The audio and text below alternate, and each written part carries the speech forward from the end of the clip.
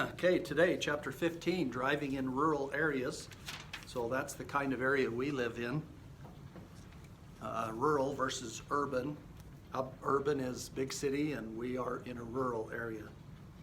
So page 294, the first lesson is characteristics of rural driving. So we have the shoulders can be wide, narrow, paved or gravel. We have a lot of different variety here, a lot of different types of roads. Maintaining a safe speed. It says many rural roads have a limit of 55 or more. So when you get to the middle of Fillmore's Main Street, our speed limit's 30. Meadow Canosh, Scipio Holden, those are 35. When you get into Flowell, it's 40. So smaller number of people, fewer houses, that type of thing, then the speed usually will go up. Traffic controls, sign signals and lane markings, direct, regulate, inform, and warn drivers. Traffic controls provide advance warning and warning of hazards that you cannot yet identify. Major intersections ahead, passing conditions, unusual or hazardous conditions like curves, shoulders, animal crossings, and traffic channeled in to reduce space. So most signs use some kind of a graphic picture.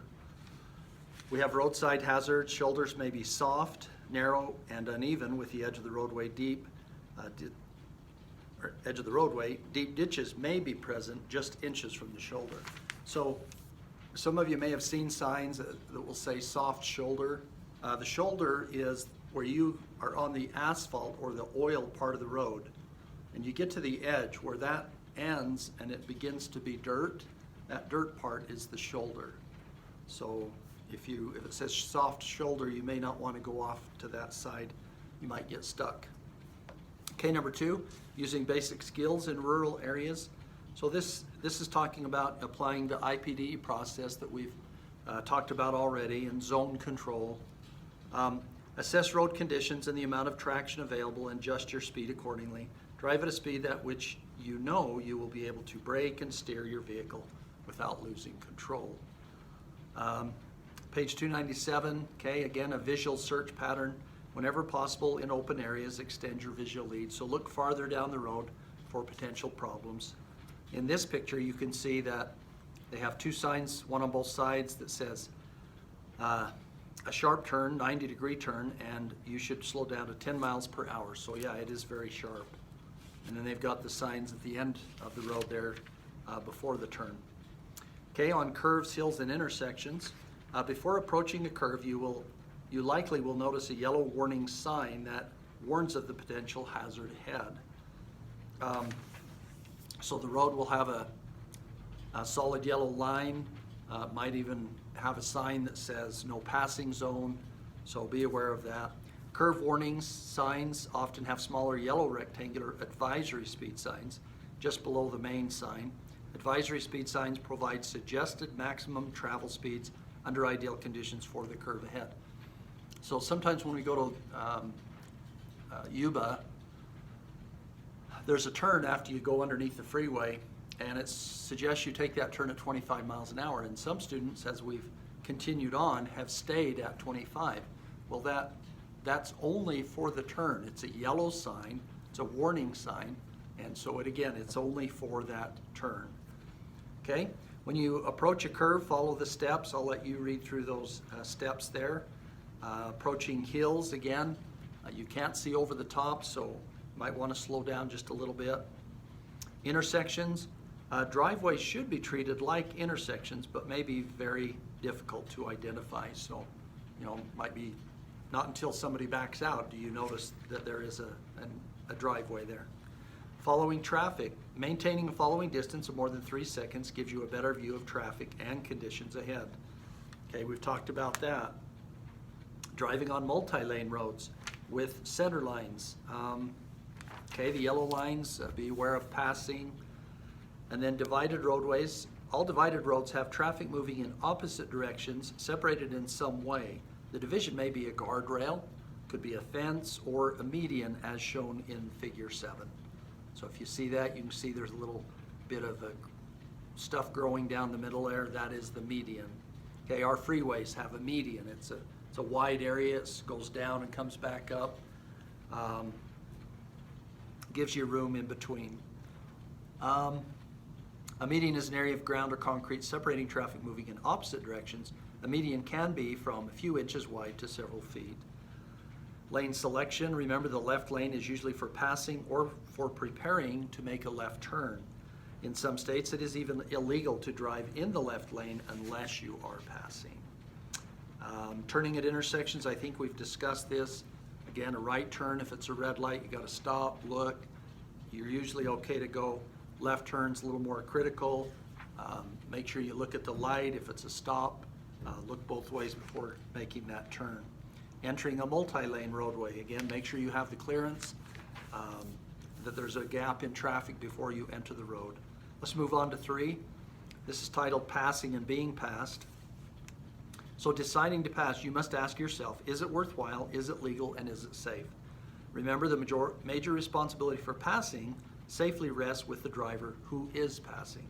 So we did talk about this, again, preparing to pass. I'll let you read through the list.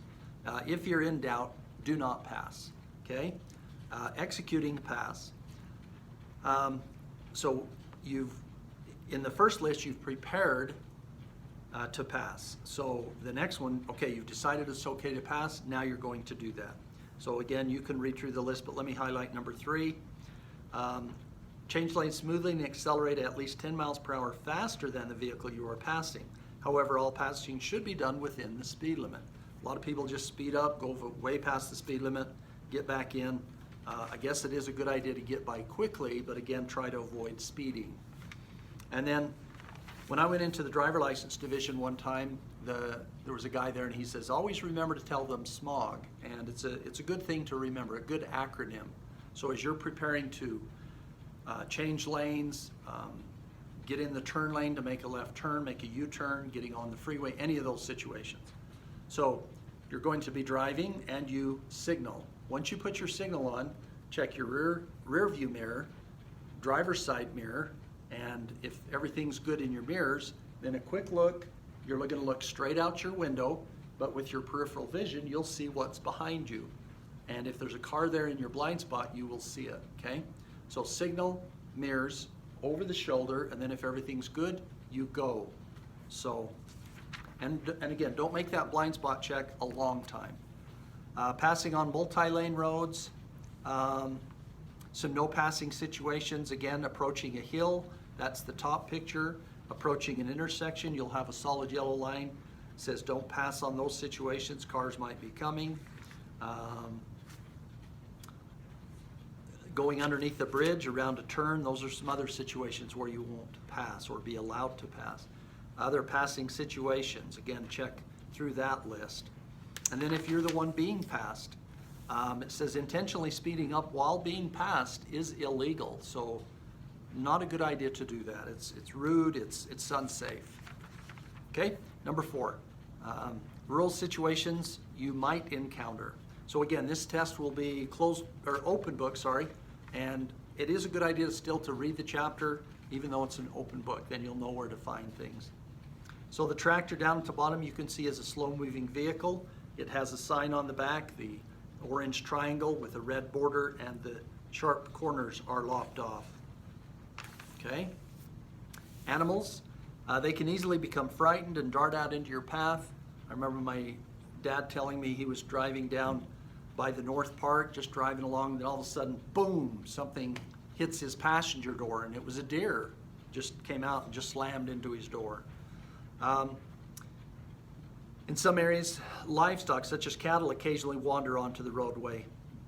Oh, I got to tell you this quick story. So, a friend of mine that went to high school here, a couple of years younger than me, he was, his job was drug enforcement or something, and he was living in Delta. We talked at a track meet down to Milford, and he was saying how he was driving on one of those roads over there, north of Delta, probably 2 lanes, okay, there's traffic going in both directions. And anyway, he just driving along, and he just expressed it like all of a sudden there was this boom, okay? Well, he gets pulled over and stopped, he finds his phone, and back then they didn't have flashlights, so it was just kind of the glow of the cover there, and he starts shining it, and he's covered with blood. So basically what he figures happened, and he got out and went around on the road, and anyway, he found a cow, the body of a cow, but it didn't have the head. So he figures what happened is, well, I'll use this. Let's say that the TV here is the front windshield, okay? So the cow was standing on the road about like that, okay? So when he came by, all he hit was the head of the cow. And yeah, pretty bad for the cow. So you just never know. Use your high beams appropriately. In areas where you know there's going to be animals, like the north end of town, usually there's deer. Could be deer really anywhere in town, but especially those areas, be careful. When you meet oncoming traffic, again, bright lights, try to look to the edge, maybe even move a little bit to the right, especially those of you that are line huggers. Meeting slow-moving vehicles, make sure that you're safe to pass and get by them. I guess I already mentioned the one at night. Railroad crossings, we've talked about those. In rural areas, trains travel at high speeds. Be alert for railroad crossing warning signs. Slow and check left and right before crossing. Never cross a railroad crossing until you know it is absolutely safe to do so. Remember, when a vehicle and a train collide, the train will always win. Okay, and I believe this is the last one, number 5. Yep, and special driving environments. So driving up in the mountains, obviously you have to look for situations where there might be sharp curves, so definitely slow down for those. As you drive up in there, or actually as you're coming down, there's things called pull-out areas where an additional right lane is provided for slower moving vehicles. They're starting to build those on the freeway now. Scipio Summit has one. Down south of Cofort, there are passing lanes, they're called. So instead of 2 lanes of freeway, they're now going to 3. And currently, I believe they're building one north of the county line down that stretch. And they're actually doing both sides, which I think is a good idea, because my opinion is eventually they're going to have 3 lanes throughout Utah. Driving down a mountain, downshift before you start traveling downhill, especially if you're in a big truck. Do not ride your brakes. So say the speed limit's 80. You're going downhill, speedometer starts to increase. Once you get up to 85, then apply your brake and get the vehicle slowed down to 75 and then let off the brake. That way they can cool off and you're not continually riding the brakes. So some mountain roads have runaway vehicle ramps. These provide a place for vehicles, especially large trucks, to safely get out of traffic and stop when their brakes are no longer effective. You can see the picture of one there. I don't know, that might be on I-70 coming from Denver. But anyway, so the large truck would just go off onto that, and there's lots of gravel, deep, and it just really slows the vehicle down. Sometimes they may even tip over, and they might have to get a wrecker to pull them out. But it's better than the alternative of completely destroying the truck and even worse, the loss of life of the driver. And the closest one to us, if you're going over to Richfield by way of I-70, when you get around and you start coming down towards the Fremont Indian Park, there's one at the bottom there. Weather in the mountains. Before driving, call the highway department or state police hotline, or tune your radio to frequencies that update travelers on weather and road conditions. One thing that's really nice now is you can get online and look at these cameras along the road where you might be traveling. Okay, so the effects of altitude on the vehicle. The thin mountain air can affect your vehicle's engine. Climbing power is reduced, acceleration can become sluggish. The temperature of the water in your radiator may increase significantly and could cause overheating. Desert driving, effects of heat we've talked about on the vehicles. There's also an effect on the driver. Your heart rate might increase.